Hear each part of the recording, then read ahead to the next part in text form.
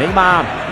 Santos জিতেনি, নেইমারও গোল করেননি, কিন্তু যারা সেকেন্ড হাফের পর নেইমারের খেলা দেখেছে তারা বলতে পারবে সান্তোস দলটার জন্য নেইমার জান প্রাণ দিয়ে খেলেছে। নেইমার 3টা সুযোগ তৈরি করেছে, 90 বার বল স্পর্শ করেছে, অর্থাৎ হিসেব করলে নেইমার ম্যাচের প্রায় প্রতি মিনিটে একবার হলেও বল স্পর্শ করেছে। তার মানে নেইমার শুধু দাঁড়িয়েছিল এমন না, সে মাঠে খেলেছে। 13 বার প্রতিপক্ষের ফাইনাল থার্ডে পাস দিয়েছে, কিন্তু পাস দিলে কি হবে সেই পাস তো বুঝতে হবে। এমন খেলোয়াড় কি সান্তোসে আছে? নেইমার পাস দেয়, কিন্তু সান্তোসের খেলোয়াড়রা নেইমারের পাসই বুঝতে পারে না। বারবোসা আছে একজন, একটা অ্যাসিস্ট করেছে ঠিক আছে, সে নাম্বার 9 পজিশনে খেলে, কিন্তু কই দিয়া বল যায় আর কই দিয়া বল আসে তা মনে হয় সে নিজেও জানে না।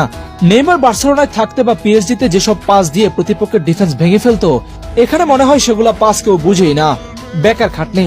তবে সান্তোসের প্লেয়ারদের কিছু দোষ আছে। সান্তোসের প্লেয়াররা মনে হয় নেইমারকে চোখে দেখে না।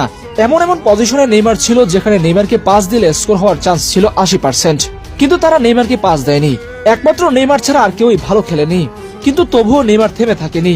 বল রিকভার করেছে, ড্রিবল করেছে, ফাউলের শিকার হয়েছে, আবার উঠেও দাঁড়িয়েছে। নেইমার বলের পেছনে দৌড়েছে, ঘামে শরীর ভিজিয়েছে, মাঠে লুটিয়ে পড়েছে, হাঁফিয়ে গিয়েছে, কিন্তু থেমে যায়নি।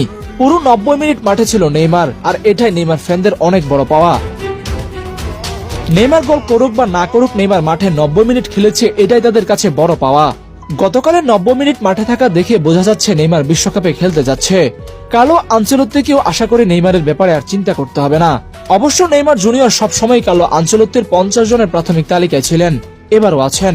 এতদিন ডাক পাচ্ছিলেন না শুধুমাত্র ফুল ফিট না হওয়ার কারণে, কিন্তু এবার আশা করা যাচ্ছে ভালো কিছু হবে, কারণ ব্রাজিল জাতীয় দলের ফিটনেস কোচ ক্রিস্টিয়ানো নুনেস সবসময় নেইমারকে নিজের চোখের সামনে রাখছেন। নেইমারের ফিটনেস আপডেট নিচ্ছেন এবং নিয়মিত কার্লো আনচেলত্তিকে তা অবহিত